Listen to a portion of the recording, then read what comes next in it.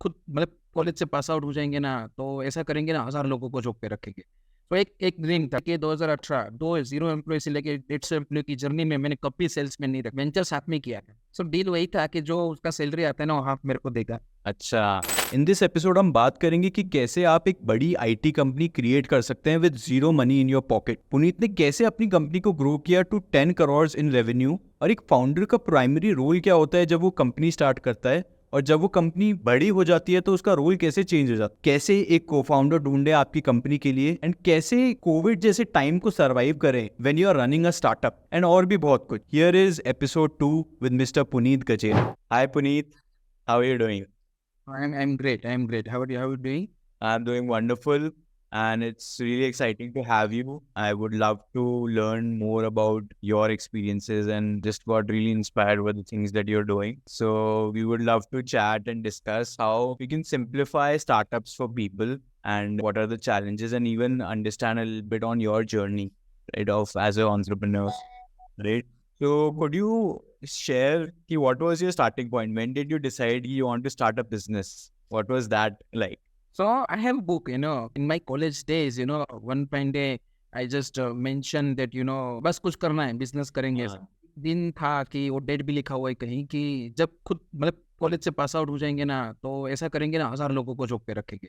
तो एक ड्रीम था, तो मैंने मेरी कॉलेज की बुक में लिखी बस। अच्छा, तो दैट वाज थिंग, फिर वो आगे कुछ क्या करना पड़ेगा वो कुछ नहीं था, ड्रीम। अच्छा। तो वो कैसे आया? वो कैसे फैमिली के थ्रू आया? फैमिली में बिजनेस था, या फिर इससे कुछ इन्फ्लुएंस ट्रिगर होता है ना, या फिर जैसे फॉर मी इट इज कि we were not very rich as a family, तो मुझे लगता था कि मनी इज द सोल्यूशन, तो व्हाट मेक्स मनी, तो बिजनेस कर लेते हैं। तो आपके लिए क्या था? वो आपके लिए बहुत डिफरेंट हो सकता है। Being background from farmer family, my हाँ, small village farmer, and then he started his own business, small business अच्छा, related the farm produce and all this. He just take from the farmer and selling to the some merchants and all. He just send me for the study. Only one thing, whenever I go to home on vacations and all, I just observe, all these thing. And then my father always say, so in a small village, so what is a job? Naukri is no Gujarati में बोलते नौकरी ना करी.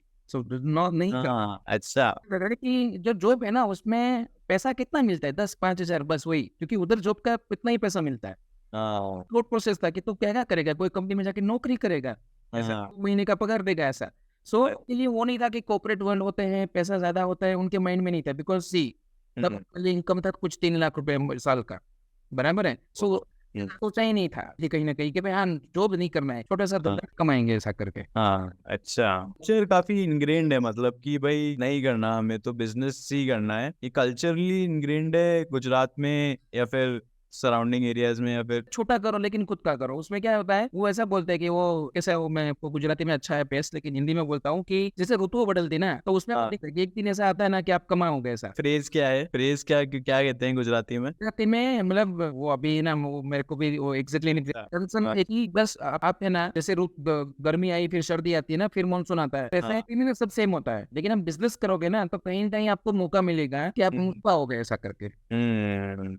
तो promote यही होता है कि बिजनेस करें, विच आई लव अबाउट कि मतलब in entrepreneurs in Gujarat are as example कि they are doing really well. And I don't know, आपने शार्क टैंक देखा था रिसेंटली? उसमें भी एक गुजराती एंटरप्रेन्योर आए थे, एंड सब उनने एक कॉन्सेप्ट बताया था, मैं 10% या 5% बजट लर्निंग के लिए देता हूँ अपने कंपनी, अपने बिजनेस का, जिसपे लोग सीखते हैं, जिससे कि बिजनेस और आगे बढ़ती है। ये बहुत ही इंटरेस्टिंग है। तो आपका फिर देन यू वर लाइक कि मुझे स्टार्ट करना है, तो आपने कॉलेज में ही then you started your business? Yes definitely. Actually क्या हुआ कि जैसे मैंने बोला father is on farming and there is some loss in business on initial when I am just in college. Bachelor तक तो पढ़ा लिया, मास्टर के लिए बोल रहा कि भाई अभी खुद से जो पॉकेट मनी, मैंने कोई ट्यूशन क्लास था, मैं पार्ट टाइम ट्यूशन क्लासेस लेता था जो मेरे जूनियर्स थे, तो मेरे को वो तो आता ही होता है। तो मैंने स्टार्ट किया धीरे धीरे, पैसे आए कि जैसे पॉकेट मनी निकला, फिर अगले साल और बैच बढ़ा, तीसरे साल 200 बच्चे हो गए, फिर वो पता चला कि नहीं ये तो अच्छा है कि पैसा मिल जाता है पढ़ाने का। सो पार्ट टाइम रहे थे, पढ़ाना नहीं था मेरे को है ना, बिकॉज एक टीचर वाला फीलिंग मेरे को नहीं चाहिए था, मेरे सामने एज में है।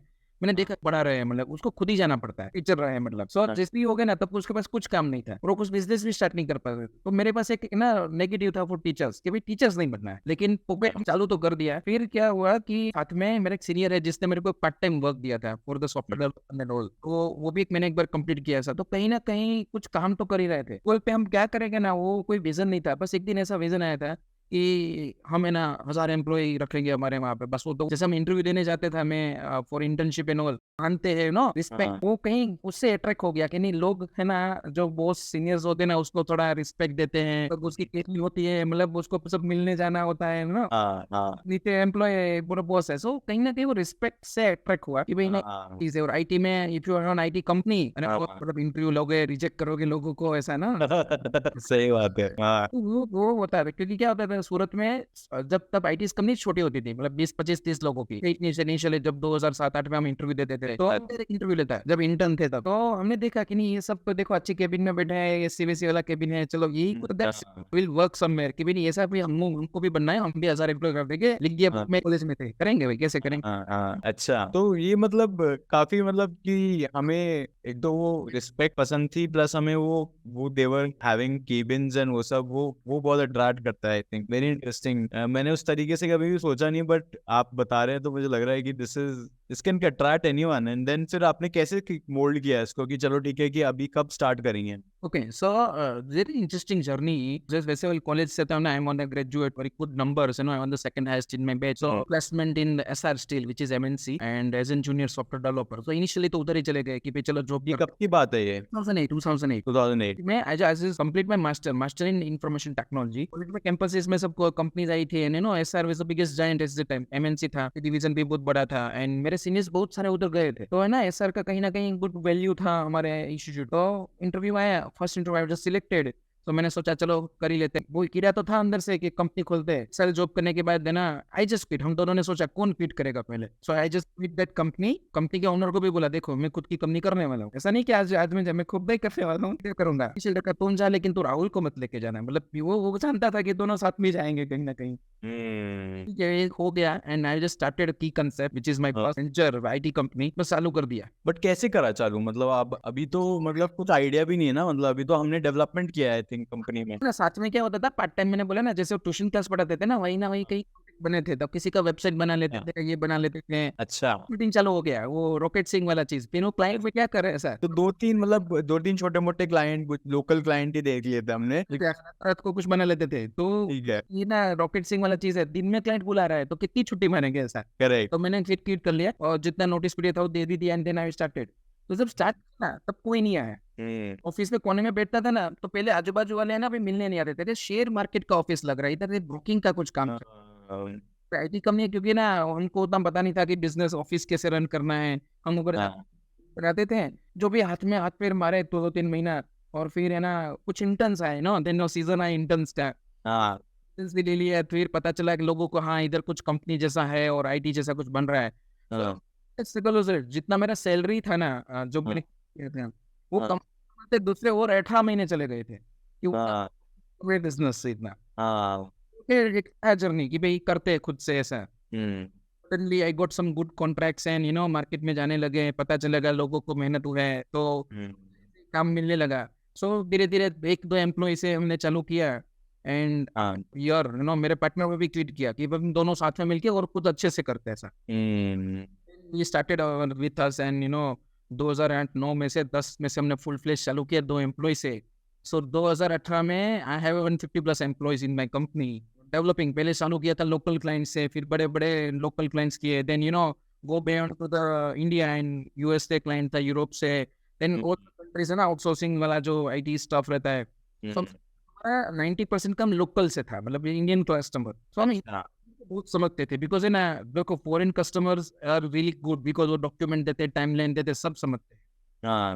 इधर पे क्या वो बोलता है, मैं जैसे मीटिंग में गया था डायमंड मर्चेंट के वहाँ, जिसका आज 3 4 बिलियन का टर्नओवर है ये साल, रिक्वायरमेंट दिया कि हम अफ्रीका की खान से डायमंड निकालते हैं, इसके मार्केट में बेचते हैं, इतना सॉफ्टवेयर बनाना है। अच्छा। तब डायमंड ईआरपी की कॉस्ट भी 2 2 करोड़ होती थी, मालूम है ना मार्केट रेट क्या चल रहा है, सब लोग क्या बना रहे हैं, और मैं अभी अब बना के बताओ क्या बनाओगे, कितना पैसा लोगे? हाँ तो इतना ही रिक्वायरमेंट मिलता था। अब जब अगर यही रिक्वायरमेंट फॉरेन से आता ना तो 100 पेज का डॉक्यूमेंट आता है, ये बनाना है। करेक्ट करेक्ट लोगों के बिजनेस में घुस के कैसे उससे रिक्वायरमेंट निकलवाए, कैसे उसका जो हिडन चीजें निकले उसको क्या बना के दे जिससे उसको फायदा होता है। ये इनिशियली हमको बहुत फायदा किया जब हम ये की कंसेप्ट का हम जर्नी जब कर रहे थे। तो ये जर्नी बहुत अच्छे से चला, मतलब गो बियॉन्ड एंड फिर टीम बड़ा, ऑफिस बड़ी, multiple layers of the leaderships can be generated. तो ये था ना लोकल का, वो मजा आता था लोगों के साथ जुड़ने का। और क्या होता है, रेफरेंस से काम मिलने लगा, दूसरा काम मिलने लगा, तीसरा काम मिलने लगा। तो एक एग्जाम्पल बताइए, जैसे कि मतलब आपने एग्जाम्पल दिया कि अफ्रीका का उसको बेचना है डायमंड का, है ना? तो ये तो बहुत ही इस पे जर्नी कैसे हुई कि मतलब इसको ये आप तक कैसे पहुंचा, राइट? एंड देन फिर उसके बाद ये आपके पास पहुंचने से देन कन्वर्ट कैसे हुआ, और आपने क्या क्या स्टेजेस करी उसके अंदर to actually convince them? Networking से मैं एक ही चीज करता हूँ कि लोकल में से क्या हुआ कि आई वाज गुड नेटवर्कर, मतलब हाँ फील अच्छा था।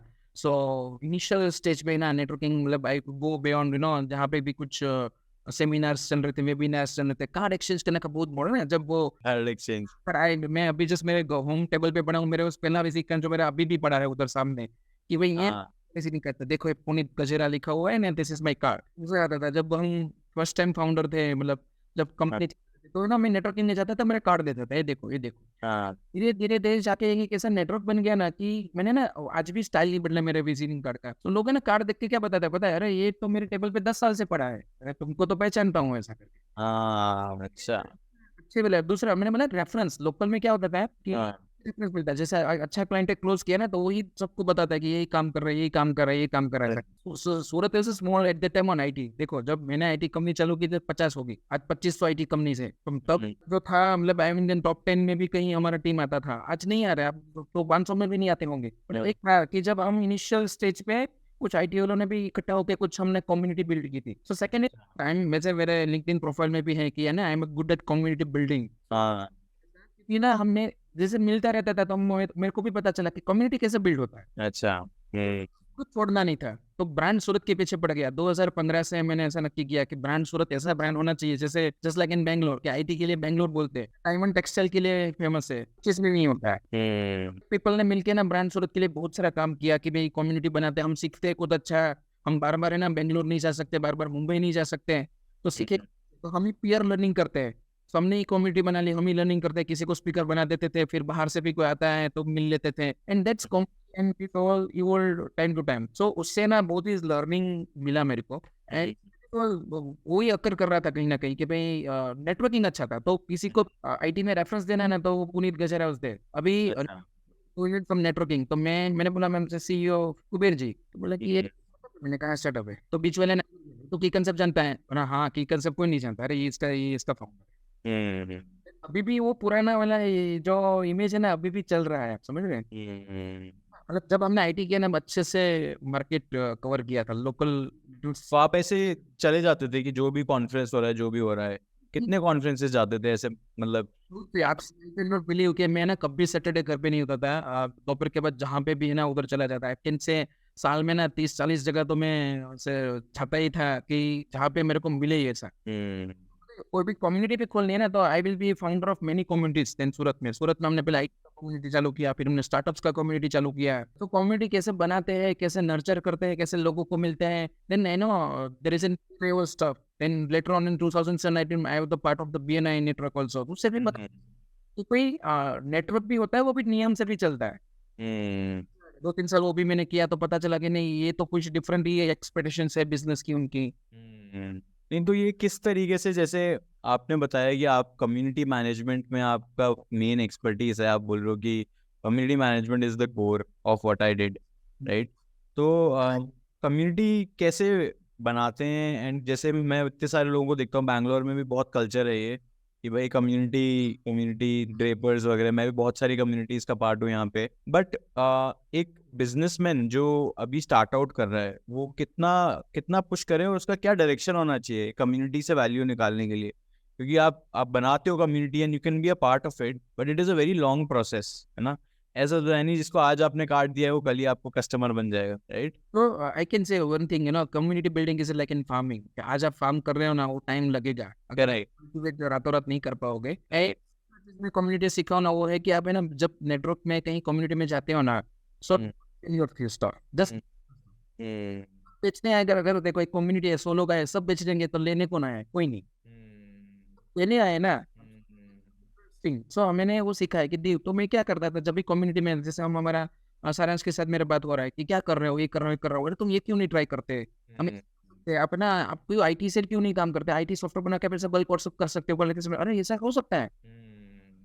समय में ना देन पिक्चर पे ये कुछ देखे गया, फिर वो आदम से कंपनी पे देखो ना, सॉफ्टवेयर बना के दो ना मेरे को ऐसा। एंड से इतना लेवरेज मिल रहा है ना कि मैं आपको बोलूं 2017-18 तो शायद हमने कोई देखो इंडियन में 2008 से लेके 2018 0 एम्प्लॉय से लेके 150 एम्प्लॉय की जर्नी में मैंने कभी सेल्समैन नहीं रखा है। तो I am the only salesman में कंपनी।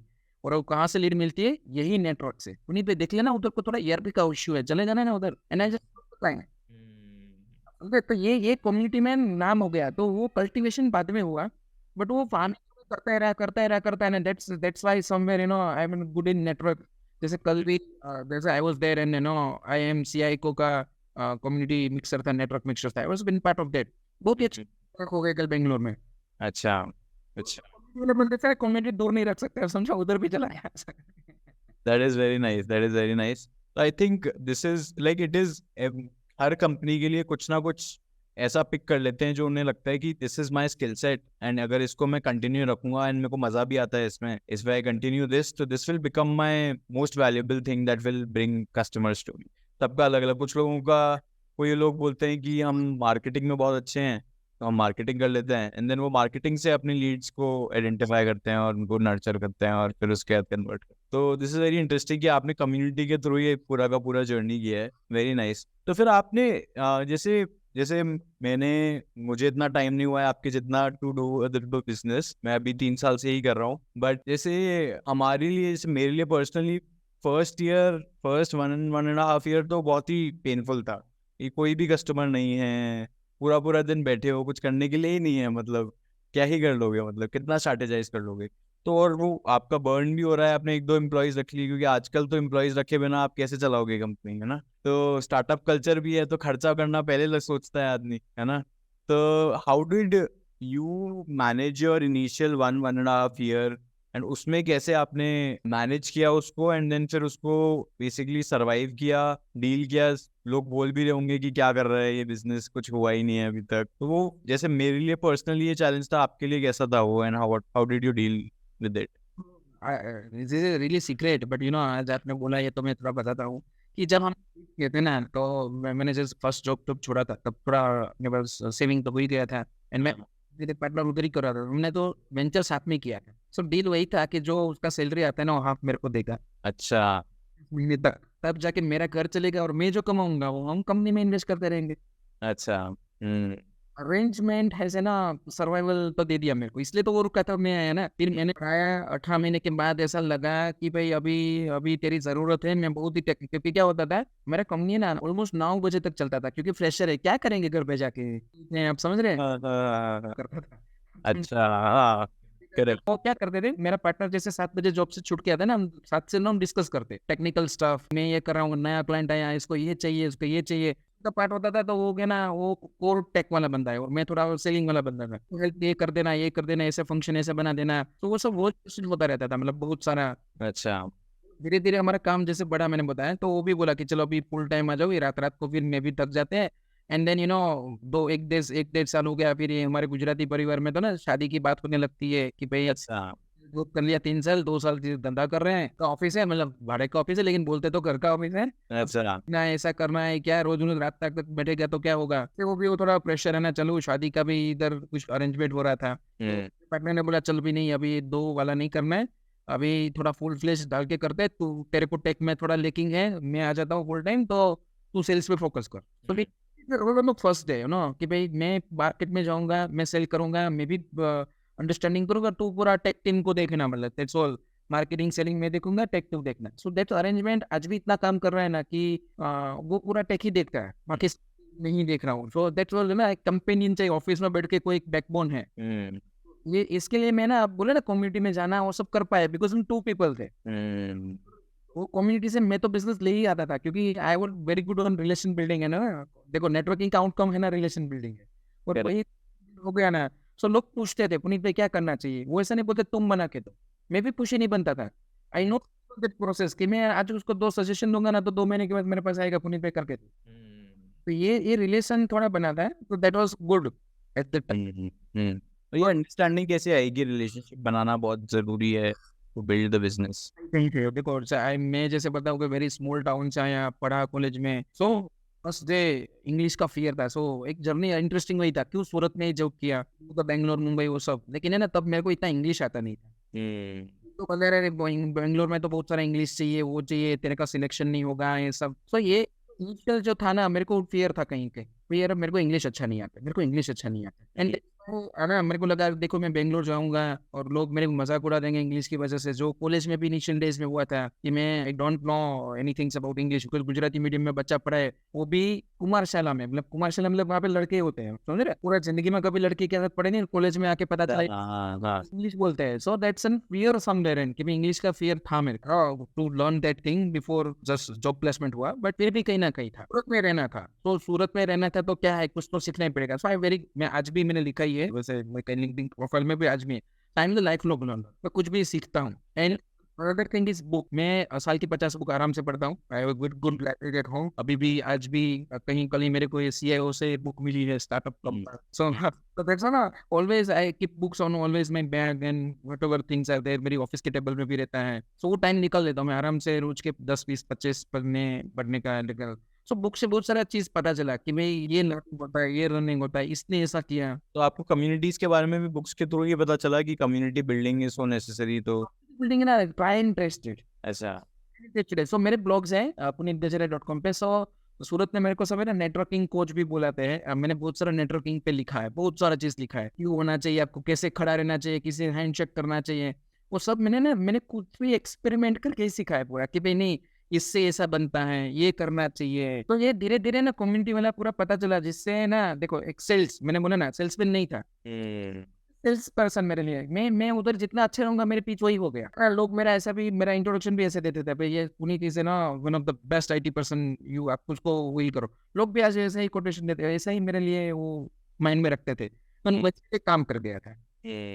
बोलते ना, फिर वही प्रोफाइल जीने लगा ऐसा कि भाई ना ठीक है यही करना है। मैंने जैसे बताया क्लाइंट के लिए ना डिग करते थे, सो की कंसेप्ट से लेके बाकी सब स्टार्टअप का जर्नी कैसे हुआ, लेकिन क्या हुआ था कि मैं बोला जैसे कि भाई अफ्रीका से हम खदानों से हम हीरा निकालेंगे, पॉलिश करेंगे, यूएस में जाके बेच देंगे। सवाल पूछोगे अफ्रीका से कैसे लाओगे, कितने पूछोगे, कितने पूछोगे। तो वहाँ यही जर्नी में हमने मैन्युफैक्चरिंग फॉर ज्वेलरी इंडस्ट्री किया, हमने मैन्युफैक्चरिंग फॉर फूड इंडस्ट्री किया। इतने सवाल पूछता था, इतने सवाल में पूछता था ना, तो मेरे को ना उस बिजनेस से अभी नॉलेज आता था। फिर मेरे को हमने ईआरपी इंप्लीमेंट करते थे, तो ईआरपी इसमें क्या होता था, कोई बंदा कभी भी इंप्लीमेंट कर ही नहीं पाता, जैसे ही चालू करता है ना वो बंदा छोड़ के चला गया, नया बंदा उसे रिक्रूट ही, वो अच्छा रिक्रूट भी नहीं होता, रिक्रूट होता है तो इतना उसके साथ टेली लगा लो ना, बस सबको टेली चाहिए, कुछ नहीं कर रहा है कभी किसी को। उसमें ना मैंने देखा है कि बिजनेस को बनते बिगड़ते कि आईटी का क्या रोल हो सकता है ऐसा। सो ये तो हम ना पूरा घुस जाते थे उस क्लाइंट के साथ कि भाई तुम क्या कर सकते हो जिससे तुम्हारा कहीं यील्ड बढ़े, और अगर उसको फायदा है ना तभी वो हमारा दूसरे साल का सब्सक्रिप्शन का पैसा देता है, वरना दूसरे साल का पैसा ही नहीं देता। अच्छा। ये इसके लिए ना हम बहुत अंदर थे। सो मेरे पास, मैं बोलूँ ना कि अंडरस्टैंडिंग ऑफ बिजनेस कहीं ना कहीं अच्छा था। चला कि आईटी है ना सब कुछ नहीं होता, अच्छे से यूज करो तो इज ए टूल, ये ना तो आपके लिए ना हेडेक है वो। करेक्ट। बराबर है, तो वो अंडरस्टैंडिंग में देता था। भले आईटी में था ना, मैं बोलूँ सर आपको क्या ई कॉमर्स वेबसाइट की जरूरत है, पहले 5 आप व्हाट्सएप पे तो बेच के दिखाओ, वेबसाइट बनाने आया है कि तो मेरे को व्हाट्सएप बिजनेस है। सर ऐसा नहीं है, कोई ना लॉजिस्टिक आपका सोल्व नहीं होगा, आप मेरे से 2-5 लाख का वेबसाइट बनाएंगे, फिर है ना गाली मेरे को देखा जब ऑर्डर नहीं है। I made 500+ e commerce website, because है ना सूरत में 2014 से 18 में टेक्सटाइल ऑनलाइन सेलिंग का बहुत ही बड़ा मार्केट था। टाइम में ना मैं क्लाइंट को मिला था ना, सर ऐसा कर लो, आपके पास एक्सपीरियंस नहीं है, एक्सपीरियंस नहीं, हमारे बाजू वाला कर रहा है, मेरे को कर स्टार्टिंग में मेरे को कुछ समझ में आ गया था कि नहीं एक मिनिमम आईटी होना चाहिए और आइडिया एग्जीक्यूशन होना चाहिए। और 2015-14 से 18 का जो जर्नी था ना, देन तब तक है ना स्टार्टअप वर्ड बहुत बज़ कर गया था कि भाई स्टार्टअप करो स्टार्टअप करो। सो हमने भी ना जो यूएस के 1-2 क्लाइंट थे, 1-2 इंडिया के क्लाइंट थे, दैट इज स्टार्टअप्स, क्या रोल लिया उसको भी, तू है ना मेरे को पैसा कम दे, मेरे को खुद ही दे देना, का काम कर लूंगा पूरा। किस चीज का काम? आईटी का पूरा आईटी मैं देख लूंगा। जिसको आईटी नहीं आता ना वो क्या होता है, बनवाता है कुछ, फिर इम्प्लीमेंट कुछ और करता है, बिजनेस कुछ और बोलता है। मालूम था कि बोलना क्या है, करना क्या है और कितना करना है। और तेरा पैसा देखो, मैं आज किसी स्टार्टअप को बोलूँ कि मैं आपके लिए यूएक्स बना दूंगा, आपका आईटी आपका मार्केटिंग सेटल कर दूंगा, 20 लाख लगे। कह रहे बोले 20 लाख कहाँ से लाऊं? चल तो मैं 2 एम्प्लॉय रखूंगा, 1 लाख रुपया महीना लूंगा, मेरे को क्या देगा, मैं प्रॉफिट नहीं लूंगा। बोला है ठीक है, तो धीरे धीरे काम होगा, लेकिन मैं सॉलिड कराऊंगा। ऐसा नहीं कि कल रातों रात सब कुछ बन जाएगा। बस बनाऊंगा, डिलीवरी करूंगा, तू उसको एग्जीक्यूट कर, वापस वर्केबल बनाऊंगा, डिलीवरी करूंगा, एग्जीक्यूट कर। सो ऐसे वैसे मेरे को ना अच्छा सा एक्सपीरियंस हो गया। नहीं ये तो चला बहुत अच्छा है। 2-3 स्टार्टअप है ना बूम हो गए मेरे ही टेक बनाए हुए, 2-3 स्टार्टअप गिर भी गए। पता चला कि डिसीजन इज इम्पोर्टेंट। ये आईटी, ये एजुकेशन, आपको जो आइडिया का कन्विंसिंग होना, वो है ना सबसे बढ़िया था। और वो इतने साल ईआरपी वाले क्लाइंट को, जिसका अपनी बोलते हैं ना कि खुद ही ओनर बैठा है उधर और उसको ईआरपी करनी है, अरे 500 करोड़ का, लेकिन है ना वो ओनर से ना पैसा नहीं। वो सब कंपनी से इतना सीखा था ना कि वो स्टार्टअप जो थे ना उसमें हमने लगा दिया। तो 2018-19 के बाद हमने ना कभी कोई क्लाइंट के प्रोजेक्ट ही नहीं लिए, हम सिर्फ स्टार्टअप के प्रोजेक्ट लेते थे। अच्छा। हम आपके लिए टेक बनाते हैं, आपके लिए मार्केटिंग सॉर्ट करेंगे। So digital marketing was my core competency. में सीखा भी था उतना कि मार्केटिंग कैसे कर सकते हैं, क्या है क्या नहीं कर सकते, नया क्या था। सो ये मार्केटिंग, सोशल मीडिया, कहीं ना कहीं how there leverage is on that. तो ये सब जो नई चीज थी ना, हम स्टार्टअप को सब देते थे। आता था हमारे पास कि तू टेक भी बना देगा, तेरा टीम बना है, मार्केटिंग भी कर देगा। तो मेरा 2 काम सॉर्ट, मैं आइडिया पे ध्यान दूंगा। ये स्टार्टअप्स कहाँ के थे? सूरत के ही थे या फिर ये बैंगलोर के स्टार्टअप्स थे? के स्टार्टअप थे, एक लंदन का स्टार्टअप था और एक तो सूरत के। तो 7-8 स्टार्टअप थे कि जिसके साथ हमने कहीं ना कहीं एसोसिएट हुए अच्छा। हो गए, 2-3 फ्लाई हो गए, बराबर है। तो कुछ ना कुछ तो हुआ ही। 2-3 ने कोविड ने मार दिया। Interesting interesting. तो इस तरीके से आपने स्केल किया, अभी तो काफी बड़ी कंपनी बन गई है। कितने लोग हो गए हैं अब? तो आफ्टर दिस जर्नी 2018 तक की मैं बता रहा हूँ, मेंशन कर रहा हूँ, क्योंकि फिर मैं भी कोई स्टार्टअप में ना फुल टाइम एंगेज करने लगा कि भाई चलो आपके लिए आईटी बनाता हूँ, मेरा इक्विटी भी है कहीं ना कहीं उस कंपनी में, तो let's do that. And then after this Covid we hit badly because local client थे। अभी लोकल क्लाइंट को कौन समझाए कि कोविड तो चला जाएगा, आईटी तो चाहिए ही चाहिए। बट जो भी काम था ना हमारे पास, मतलब इट्स हम क्रंच में थे, इतना एम्प्लॉय नहीं थे हमारे पास, इतना काम था। लेकिन वन फाइन डे सबने क्या किया, पेमेंट होल्ड पे लगा दिया। बोला 6 महीने के बाद अब काम करेंगे, मैं पेमेंट भी बाद में दूंगा और 6 महीने के बाद। कोविड के टाइम? इनका क्या करूं? एंड कोविड के टाइम हुआ ना ये पूरा कोविड के टाइम हुआ कि होल्ड पे पूरा? 70-80% clients are from the India. तो इंडिया का क्लाइंट क्या सोचता है, अभी कोविड हो गया, अभी मेरे को इसको पैसा नहीं देना है, तू कर काम बंद कर दे, अभी 6 महीने के बाद हम पोस्ट करेंगे। तो भी फ्यूचर नहीं दिख रहा था। 6 महीने अगर सबका काम पोस्ट कर दूंगा तो मैं खिलाऊंगा क्या? कैसे देंगे? मैंने भी सोचा कि चलो let's be cut down that thing. और सब एम्प्लॉइज को भी बुला के बोल दिया था कि भाई ये आपको जगह कहीं भी अच्छा अपॉर्चुनिटी मिलता है, यू कैन गो। अदरवाइज है ना, आफ्टर दिस कोविड में 3-4 महीने तो पगार दूंगा। लेकिन कोविड के बाद हम जून जुलाई, जैसे मार्च से चालू हुआ था, जून जुलाई सितंबर में तक आप ढूंढ लेना कहीं, उसके बाद मैं सैलरी नहीं दूंगा ऐसा करके। एंड भी हाफ सैलरी पे हमने सबका चलाया। एंड दिस ऑल ठीक है, वो अरेंजमेंट थे सारे। लेकिन इशू यही था कि हमने कट डाउन करता है, क्योंकि बड़ा हाथी था। अब 150 एम्प्लॉय तो खाना भी बड़ा चाहिए, बराबर है।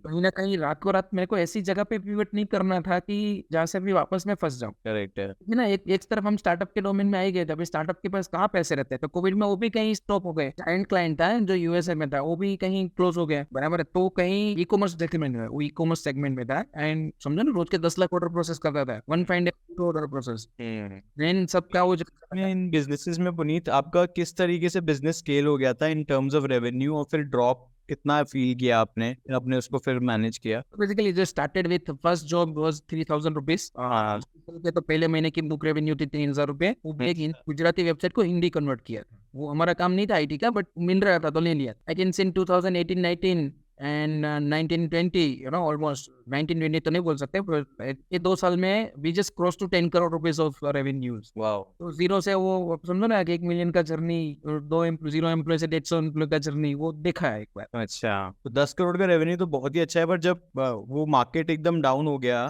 तो फिर रेवेन्यू ड्रॉप से हुए होंगे, तो फिर 2 करोड़ का ही कमिटमेंट था, आप समझ रहे हैं? 2 से 3 करोड़ का ही कमिटमेंट था, बाकी सबने होल्ड लगा लिए थे काम पे। मतलब आज से मत बनाना, हम जब देंगे तब आगे का पैसा देंगे, ऐसा करके। ओके। तो we had projected revenue of 10 crore but actual revenue was 2-3 crore. Refund उससे भी बढ़ने वाली थी, लेकिन आई ही नहीं ना, स्टॉप ही हो गया पूरा। टॉप हो गया वो। 2019 का हमारा टर्नओवर था 10-11 करोड़ जितना था। हम 19-20 में है ना सोच रहे थे 15 करोड़ क्रॉस कर जाएंगे। एंड देन कहीं ना कहीं नहीं हुआ, मतलब कोविड की वजह से सब कुछ कहीं ना स्टक हो गया। और लिकरिंग जो पेमेंट था ना, बहुत लंबे चले, मतलब जो बाकी ड्यूज इतने सारे बढ़ गए क्लाइंट्स के सबके, पे नहीं कर पाए, या फिर क्लाइंट ने धंधा ही बंद कर दिया, समझो ना, कहीं ना कहीं।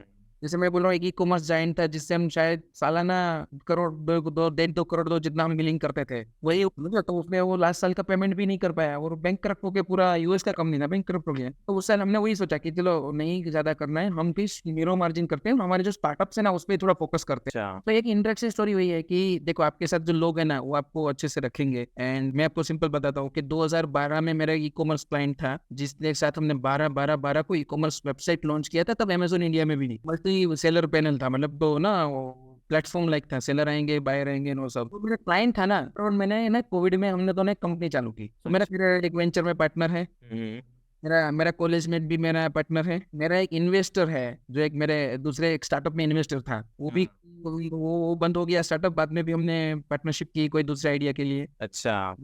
एंड रिसेंटली मेरा जो एम्प्लॉय है, मतलब जो को फाउंडर है विजिटर में, वो मेरा एचआर था, तो मेरा एम्प्लॉय भी मेरा पार्टनर बना है अब now, he is also equity holder. तो आप कैसे डिसाइड करते हो कि यार ये एम्प्लॉय जो है बहुत डेडिकेटेड है, इसको आप को फाउंडर बना सकते हैं? वो एटीट्यूड का क्या डेफिनेशन है?